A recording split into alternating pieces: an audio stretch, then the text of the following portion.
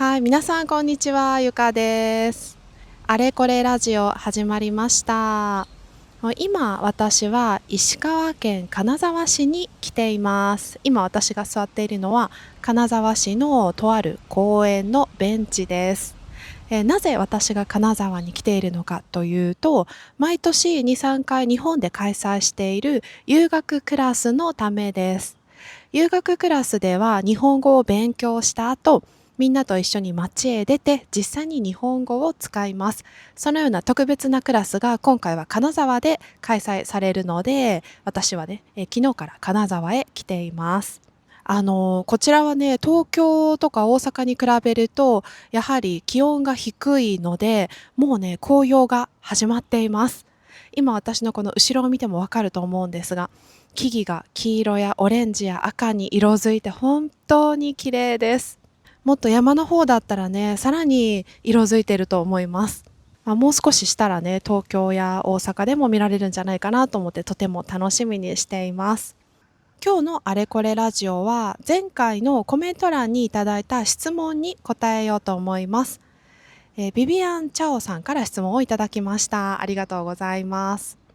先生、いつから日本語教育を始めたのですか？その中で何か面白いことや困難に遭遇したことがありますか？はい、質問ありがとうございます。今回質問をいただいて改めて考えてみたら、私はこういった YouTube とか Instagram で自分の経歴とか自分のことについてはあまり話してこなかったなぁと気がつきました。なんとなくこのチャンネルを見てくださっている方たちは日本語には興味があるけど、私の個人的なことはそんなに興味がないかなって思っていたので、今までねあんまり話さなかったんです。でも今回は質問をいただいたので、これに答えようと思います。まずは日本語教育を始めたきっかけについて話します。私が最初に日本語教育に関わったのは大学生の時でした。当時私は神戸市外国語大学という神戸市にある外国語を専門に勉強する大学に行っていました。そこの大学の近くに地域に住んでいる外国人のために日本語を教えるボランティア教室があったんです。私は単純にその時は外国の方とたくさん交流したいと思っていて、それでそのボランティア教室に行くようになりました。そこには地域のボランティアの先生とか、私たちのような近隣の大学生とか、いろんな人が日本語を教えていました。そして生徒たちも地域に住んでいる人とか留学生など本当に様々な、ね、方たちが来ていました。年齢とか出身地とかも本当に様々でした。あと今日は風が強いですね。はい、どうでしょう、風の音が聞こえますか？はい、続けます。私はこのカメラの性能を信じて続けますね。はい。なので、一番最初にその日本語教育に関わったのは大学生の時でした。もう本当に楽しくてね、当時は私は中国語を専門に勉強する学生だったので、日本語教育に関する知識は本当になくて素人だったんです。素人というのは専門の知識がない、専門家ではない、プロではないという意味です。素人です。で、その日本語教室に行って、その外国の方たちと楽しくおしゃべりをして帰るというようなね、そういった感じでした。なので、教育というよりはただのおしゃべり相手という感じでした。そうやってね、大学生の間はボランティア教室に行っていました。ちょっと日が出てきましたね。今ね、私の上を大きな鳥が飛んでいます。あれは鷹でしょうか？知ってる人教えてください。はい。そして大学を卒業した後、私は地元の服飾関係の会社に就職しました。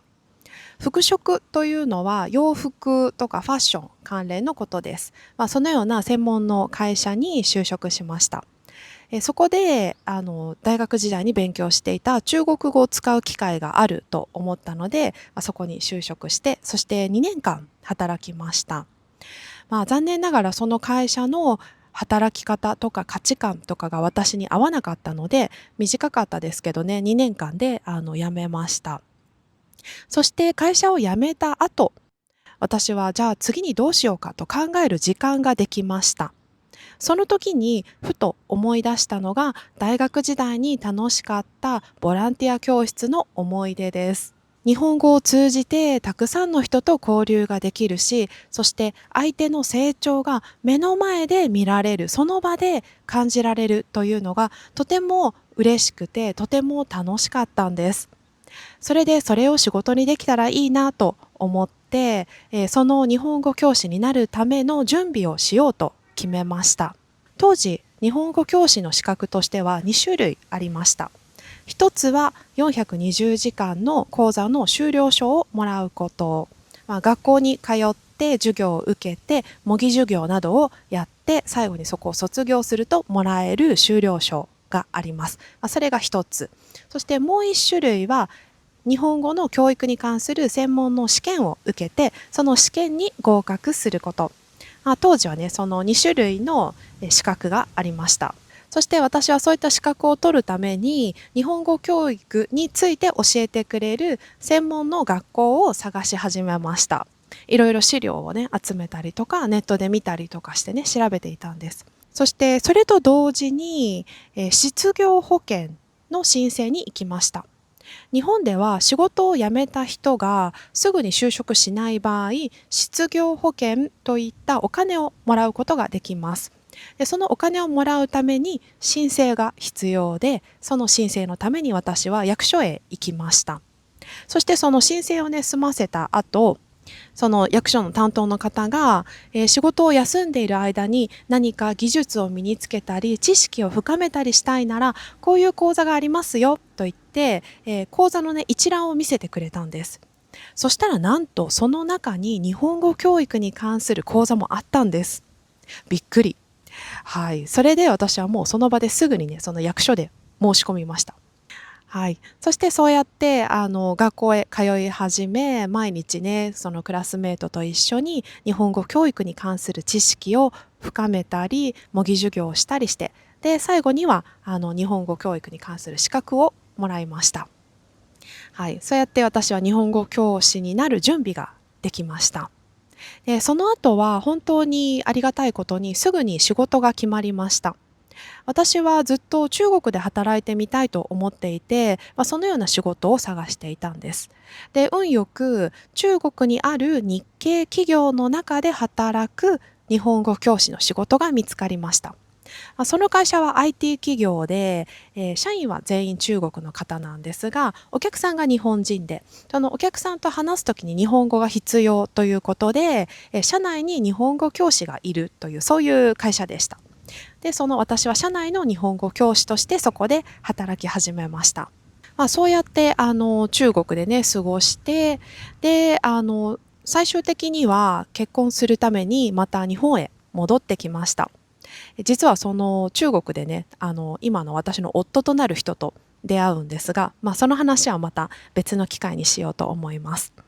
はい。そして、日本に帰国した後にフリーランスとして日本語の仕事を始めました。私がこの YouTube とかインスタを始めたのも日本へ帰国した後なので、皆さんにとってはフリーランスの日本語教師としての私しか知らないと思いますが、実はね、以前は会社でも働いていました。はい。そのような経歴です。なので、どのように始めたのかというと、最初のきっかけは大学のボランティア教室。で、その後は、中国で会社の中で働いて、で、今はフリーランスとして働いているという形です。はい。そして、もう一つの質問。何か面白いことや困難があったかということなんですが、困難は正直ないですね。本当に嘘じゃなくてね、本当にないですね。ああ、困難だと思ったことはないです。今振り返ってみてもないな。うん。日本語の学校を卒業した後もね、すぐに仕事が決まって本当にラッキーだったし、そして希望通り中国で仕事をすることができて、で、日本に帰ってきてからね、フリーランスとして働いている間にも、とってもいい、生徒に恵まれて、で、またその関わる人たちがね、本当にいい方ばかりで、視野が広くて、寛容で、優しくて思いやりがあって本当に素敵な方たちばかりなんです。なので日本語を教えていて困難だと思ったことは一度もないです。その仕事自体に対してはね。もちろんその日本語を教える中でどうやって教えたら効率がいいだろうかとか、どうしたらこの人が日本語をもっとうまく話せるようになるだろうかって考えることはもちろんあります。それは毎日考えてますが、それは困難ではないですね。必要な課題という印象です。はい、そして楽しいこと嬉しいことはやっぱりその相手が成長するのを目の前で見られるということです。例えば45分間の授業であっても必ず成長がありますよね。その授業の最初には知らなかった単語を知るという変化、話せなかったフレーズがスラスラ話せるようになるという変化、そういう小さな変化であっても必ず目の前でそれが起きます。で、私は基本的に変化するのが大好きな人なんです。毎日の生活の中にも変化が欲しいし、長い目で見た時に1年、3年、5年と見た時にも変化が欲しい。変わっているのが嬉しい。自分が成長していくのが楽しいっていう、そういう人なんです。なので、そういうね、日本語を教えていて、その相手ね、受講生が変わるというのを見るのはとても嬉しいことなんです。はい。なので、それが一番の嬉しいことかな。うん。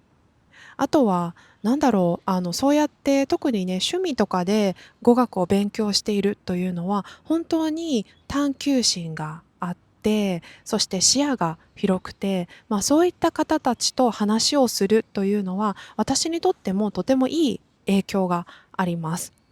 なので、そういったね、ありがたい関係が築けている、そういった素晴らしい人と巡り会えているということも、私にとっては大きな喜びです。はい。ということで、ビビアンさん、この答えで大丈夫でしたでしょうか？